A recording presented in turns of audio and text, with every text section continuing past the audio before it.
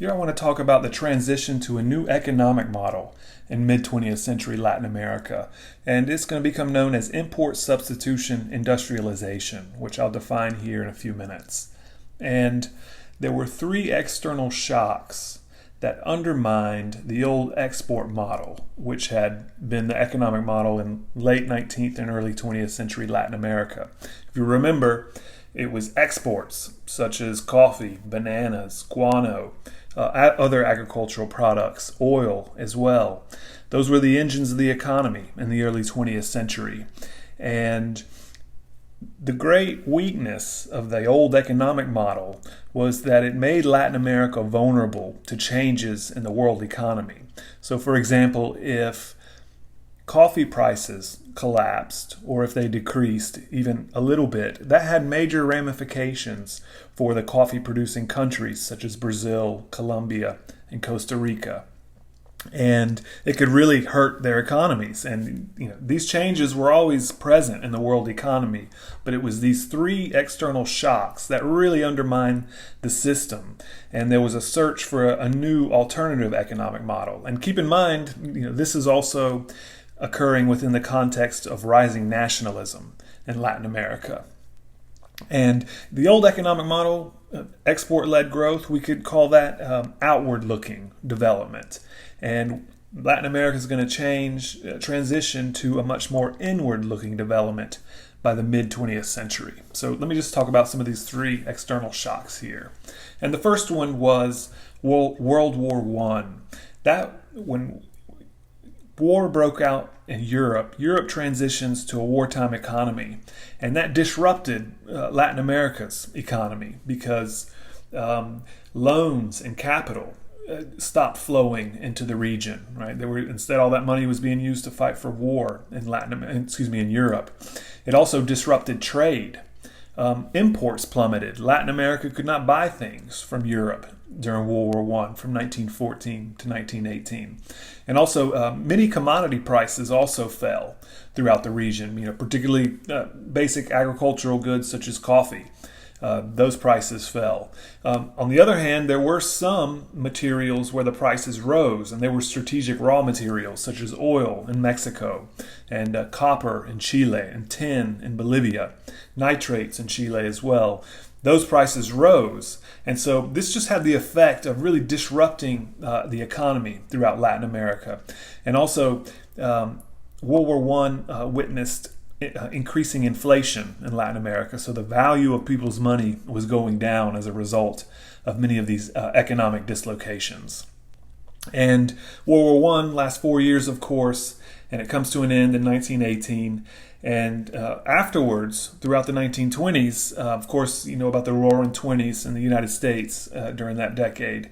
And there was a great loan bonanza in Latin America called the Dance of the Millions, where many American banks were making just all these loans to Latin American governments. And these loans were made, and it wasn't clear that they would be able to be paid back. They were just quick loans that were made to Latin America. And they were, for example, the United States banks, they loaned about $1.6 billion to Latin America in 1914.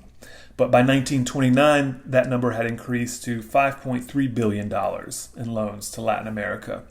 And throughout the 20s, still, Latin America's economy was dominated by exports. And export commodity prices were actually pretty good in the 1920s. And the big change comes in 1930 with the onset of the Great Depression. And 1930 is really a watershed year in Latin American history. It is a big divider between what occurred before 1930 and what came afterwards. And throughout the region, in the early 30s, governments were overthrown. There was a lot of new governments that came to power, and I'll talk about some of these populist governments in the next video lecture here. And these new governments, they overthrew the old oligarchies because the Great Depression creates a major crisis throughout Latin America because, of course, the prices for export commodities completely collapsed. And, of course, the Great Depression, it was centered in the United States, but because Latin America depended on the United States for its exports, it hurt Latin America's economies as well. So that really the value of exports fell by more than 50% in the early 1930s, and products such as coffee are going to face a very long and prolonged market crisis, and would have to be subsidized in Brazil, for example, the production of it, just to keep coffee production viable. And Latin American debts increase throughout the region, and this was part of why these old oligarchies, the old system was overthrown, and these new populist governments come to power, and there was a search for an alternative economic model. What do we do now that these foreign markets are creating havoc throughout our own domestic economies? And the solution was to begin to diversify Latin America's economies, and in particular to promote domestic manufacturing, because Latin America could not purchase these manufactured goods from the United States and Europe, whose economies were suffering also. So Latin America begins to start producing many of these goods themselves. And so it just started in some of the lighter industries, such as food processing and textiles. And later, in the 30s and the 1940s, Latin America is going to start producing things like chemicals and construction materials and metals as well. And industry is going to start to play a larger role in the economy. And governments were stimulating this process as well. They were carrying out policies that would promote industry. And people become disillusioned with the old export model. And again, this is all occurring within the context of growing nationalism.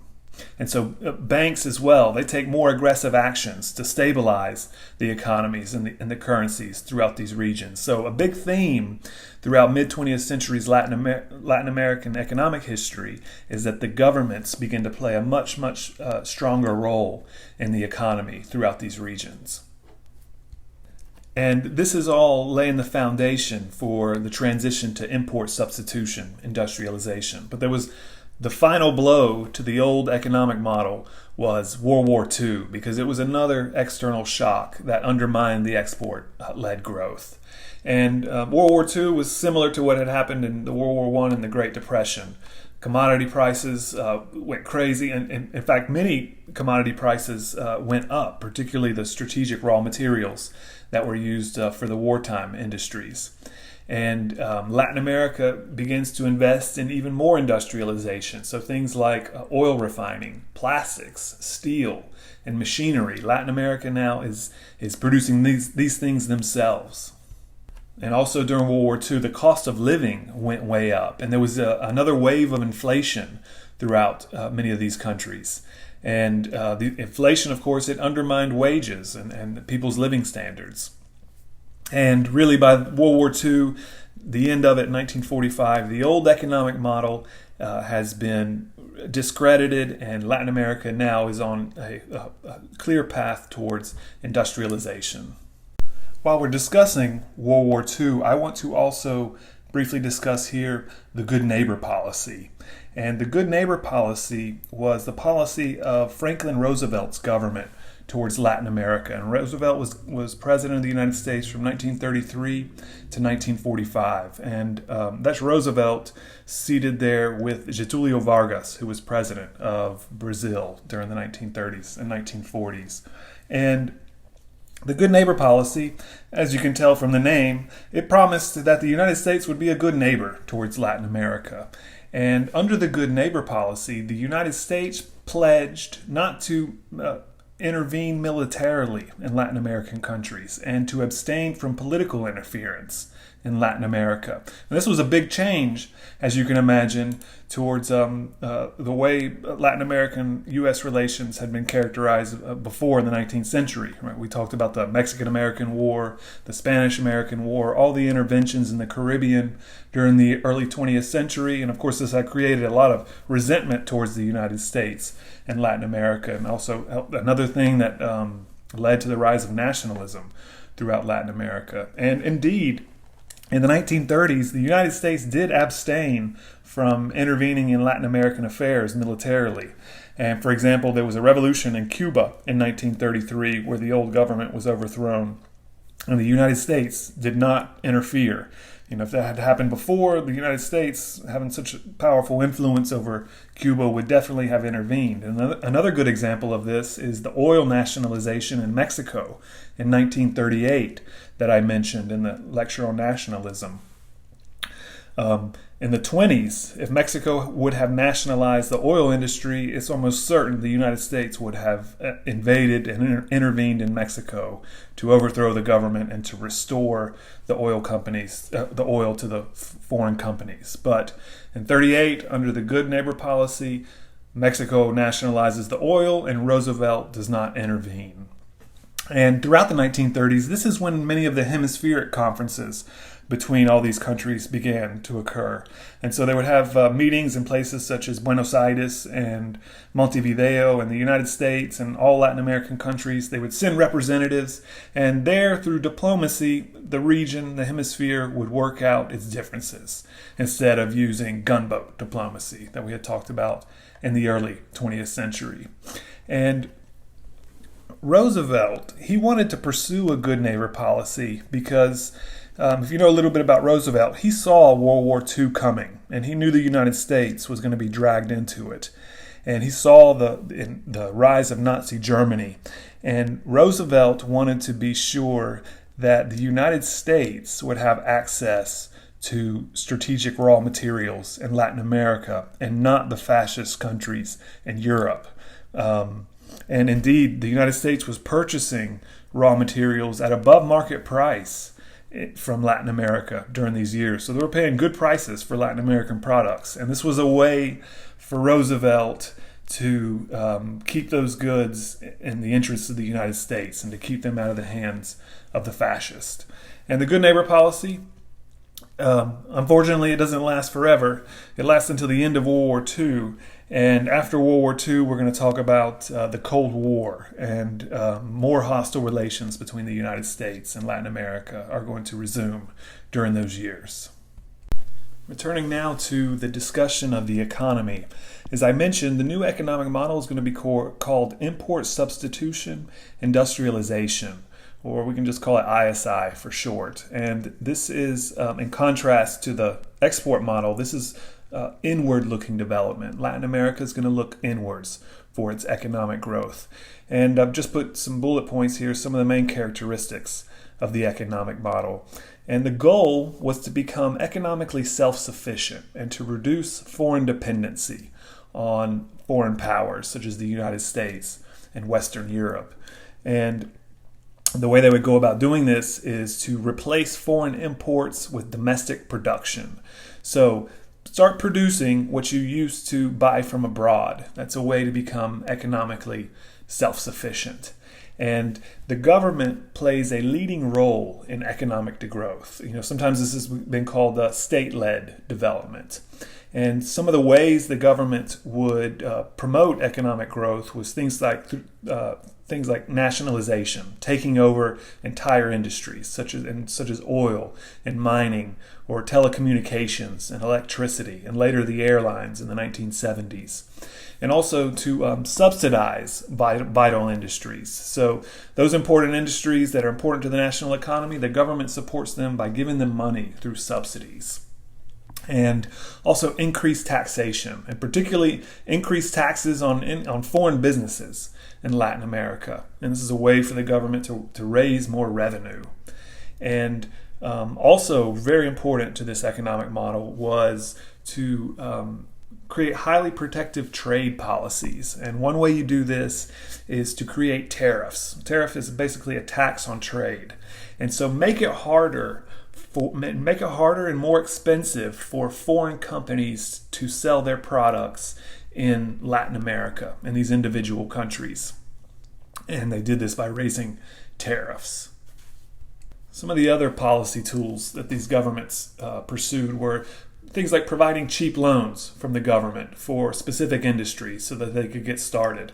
And also the government plays a big role in the construction of public works projects and infrastructure throughout these years. So there's big campaigns of road building in the mid-20th century.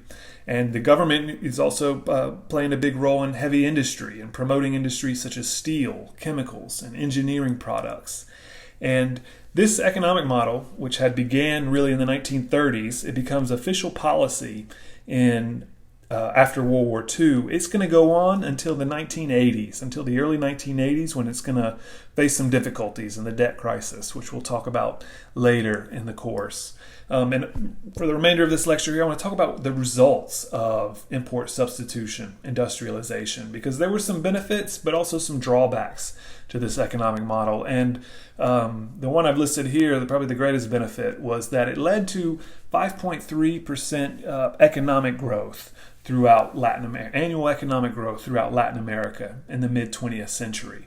And that was pretty impressive to do it year after year. It wasn't just like a one-off. This was the average.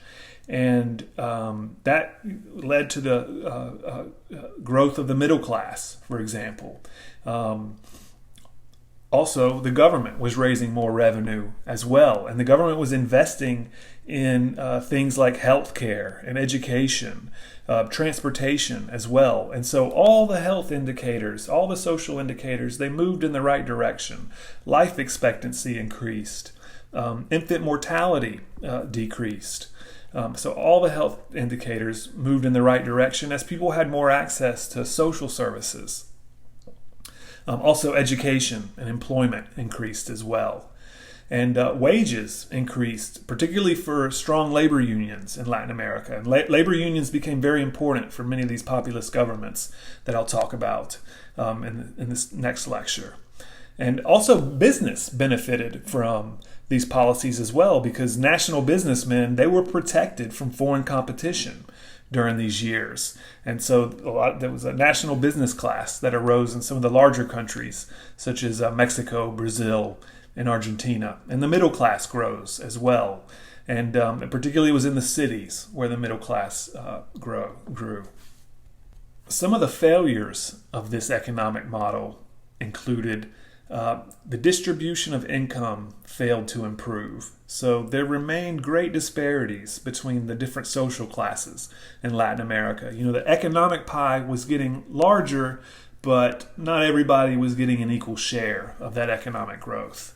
And so, many people remained poor under this economic model, even though there was a growing middle class and workers did tend to get increased wage increases during this period. And another drawback to this economic model was inflation. There was growing inflation in Latin America during the 20th century. Again, this is when the value of your money goes down and the price of products go up. And more or less, inflation, it varied from country to country, but it was pretty high during these years, anywhere from between 20 and 30% annual inflation in Latin America. And that had to do with because the governments were often just printing money. There was a lack of fiscal and monetary discipline during these years. So the government would just print money to raise wages. Well, in the long run, that has the effect of leading to inflation. Another drawback of this economic model was that you had high-cost, inefficient industries, because these industries, and there were many monopolies as well. You know, the governments, when they nationalize an industry and they take it over, it becomes a monopoly. And when these industries, they didn't have foreign competition, that made them inefficient, because competition among different companies, it leads to more efficiency and to better products. And so you would have low-quality products that were produced during these years. And the example I always use in my courses is that telecommunications, they were nationalized by these companies, by these governments during these years. And so if you needed a telephone line, you'd have to call the government to get it installed. Well, the telephone line was probably pretty cheap and wouldn't cost you much, and the bill would be low, but it might take you 3 to 6 months to get your telephone line installed because the industry was inefficient and didn't have competition to make it more efficient. Also, Latin America, despite its desire to become self-sufficient, it still remains dependent on technology from abroad. So, the technology that was used to build these factories, some of the most advanced industries, Latin America is still buying that technology from abroad. So Latin America really never becomes fully self-sufficient under the ISI model. And lastly, the great weakness of this economic model was that there was a tendency for politicians to abuse the economy. And this is partly why inflation was usually very high. And these government bureaucracies, they grow during this period. And a lot of the middle class, they had government jobs. And the problem is that it wasn't the most qualified people who were appointed to these government jobs, but instead the government jobs went to political supporters. And another common theme that would happen, particularly in Mexico, that I know best, before the election, when the government wants to make sure that its candidates get reelected, the government would stimulate the economy, printing more money, raise wages, and that would give the economy a sugar high. And then, of course, after the election was when the sugar high would go away, and there would be a sugar hangover, and that's when inflation would increase, and the wage gains that had been made before the election, there would be loss afterwards with increasing inflation. So again, there was a tendency for politicians to abuse the economy. So this model, which produced some of the most dynamic economic growth in Latin America's history, it had its benefits, but it also had its drawbacks. And again, in the 1980s, it's all going to come crashing down with a debt crisis, because particularly in the 1970s, Latin America, these governments, they're going to start taking out a lot of foreign loans. And these loans, when interest rates go up, it's going to strangle Latin American economically. So this economic model really lasts from the 1930s until the 1930s to the early 1980s. And we'll talk about the debt crisis in a few weeks.